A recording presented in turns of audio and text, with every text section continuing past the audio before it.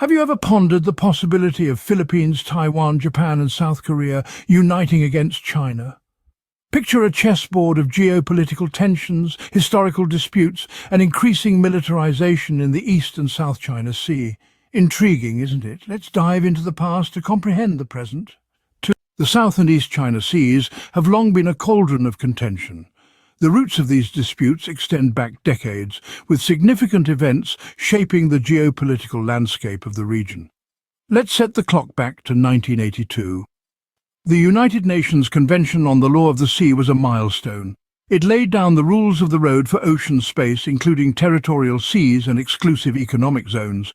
However, it also sowed the seeds of disagreement as nations interpreted and applied these rules to their advantage, leading to conflicting claims over islands and maritime areas. Fast forward to 1988. A less known but equally critical event unfolded. Clashes erupted between China and Vietnam in the Spratly Islands, resulting in the loss of lives and escalating tensions in the region. This confrontation was a stark reminder of the potential for violence in these disputed waters. As we moved into the 90s and beyond, China turned increasingly assertive. It passed territorial sea laws, asserting its sovereignty over all the islands in the South China Sea and their adjacent waters. This move sparked a wave of protests from neighboring countries, deepening the rifts and fueling mistrust. In the new millennium, the situation grew more complex. China's increased militarization and confrontations, including the declaration of an air defense identification zone and missile deployment, have raised alarm bells about regional stability. The anxiety surrounding China's rise is rooted in factors like territorial claims, military buildup, and expansive maritime activities, as explained by the Thucydides Trap Theory. The tale of the South and East China Seas is one fraught with historical disputes, power plays, and strategic maneuvers. The stakes are high in this maritime chess game, with nations vying for control over valuable sea lanes, rich fishing grounds, and potential energy reserves. The history of disputes sets the stage for the current situation. It provides a critical context to understand the complexities and challenges that lie ahead as the Philippines, Taiwan, Japan and South Korea grapple with the question of joining forces against China's growing maritime assertiveness. Fast forward to the present day, the tension is palpable.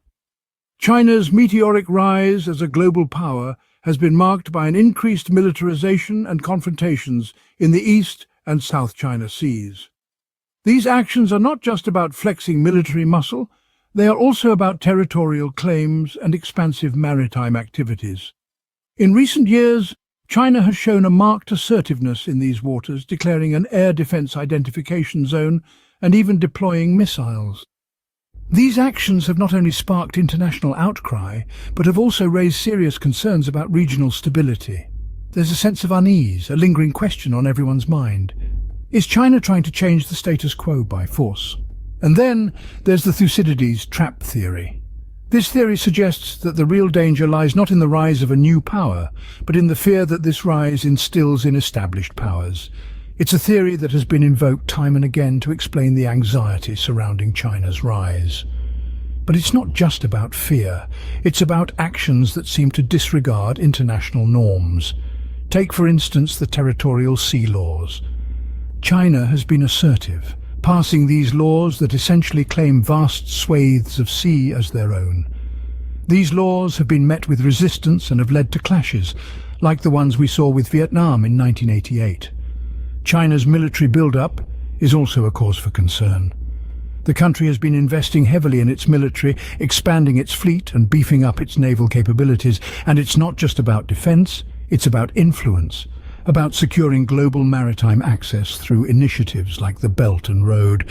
These actions have led to an escalating tension in the region. It's a high-stakes game where the moves of one player can tip the balance and change the game entirely. There's a sense of unease, a lingering question on everyone's mind. What does China's rise mean for the rest of the world? The stakes are high and the concern is real. Let's take a closer look at the military capabilities of the Philippines, Taiwan, Japan and South Korea. Each of these nations is a regional power in its own right, with a unique set of strengths and strategies that could potentially contribute to a unified front against China. Japan, for instance, possesses a formidable military force. It boasts advanced destroyers, frigates, submarines and aircraft carriers, making it a significant maritime power in the region. This island nation has a history of maritime prowess that is hard to ignore. On the other hand, Taiwan has a robust military arsenal featuring advanced weaponry. Its cache includes anti-ship missiles and submarines, and it collaborates with regional partners to enhance its maritime security. Taiwan's geographical location makes it a strategic point of interest in the region. South Korea is another major player in the East China Sea region.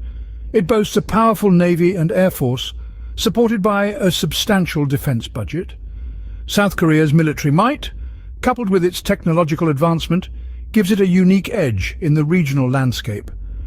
Lastly, the Philippines is in the process of restructuring its military to enhance territorial and coastal defense. It is acquiring multi-role fighter jets, radars, and building its first submarine fleet. The Philippines' position in the South China Sea and its ongoing territorial disputes with China make it a key player in the region.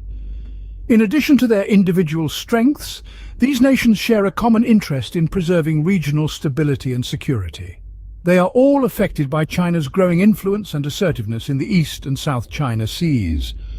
Their collective military capabilities, combined with their shared strategic interests, could potentially form a formidable front against China. However, any unified front would also require careful coordination and cooperation among these nations. This would involve not only sharing military resources and intelligence, but also aligning their strategic objectives and defense policies. Each of these nations brings a unique set of strengths to the table. Together, they could potentially create a balance of power in the region, providing a counterweight to China's growing influence and assertiveness. China, on the other hand, is not to be underestimated. This nation has been diligently growing its naval prowess over the years. China's naval capabilities are nothing short of impressive, boasting an expansive fleet that includes aircraft carriers, destroyers and submarines. But it's not just about the size of the fleet. It's about the strategic vision that drives it. China understands the undeniable power of maritime influence. As such, the nation has grand plans to further expand its fleet, with a clear intention to assert its influence in the Western Pacific.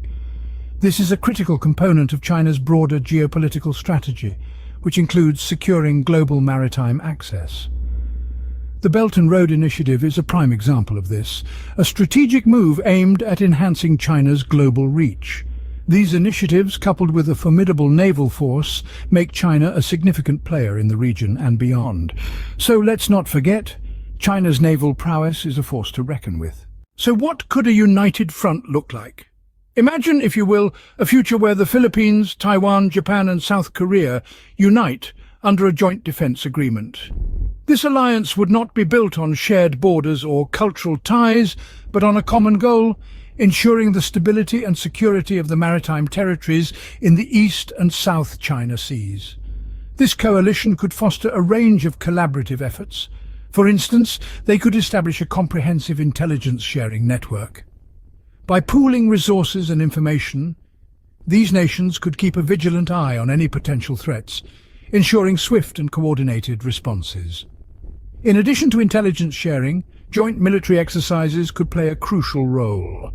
These operations would not only foster camaraderie and trust among the armed forces of these nations, but also serve as a display of unity and strength. But the collaboration need not stop at traditional military tactics. In an era where battles are also fought in the realms of cyber and space, the alliance could also focus on strategic cybersecurity and technological collaboration. Japan and South Korea, being technologically advanced nations, could provide support in these areas, acting as observers and advisors in the development of robust cyber defense systems. Of course, these are just a few of the many potential scenarios.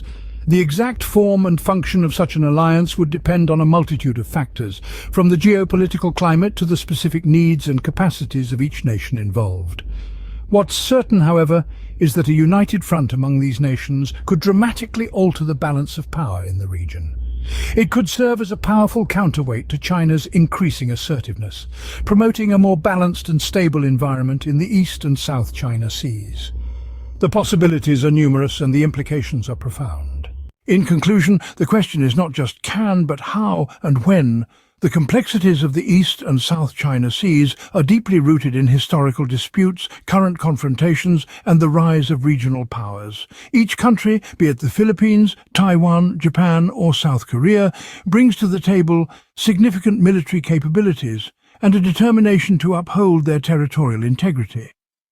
China's naval expansion and assertiveness further complicate the geopolitical landscape.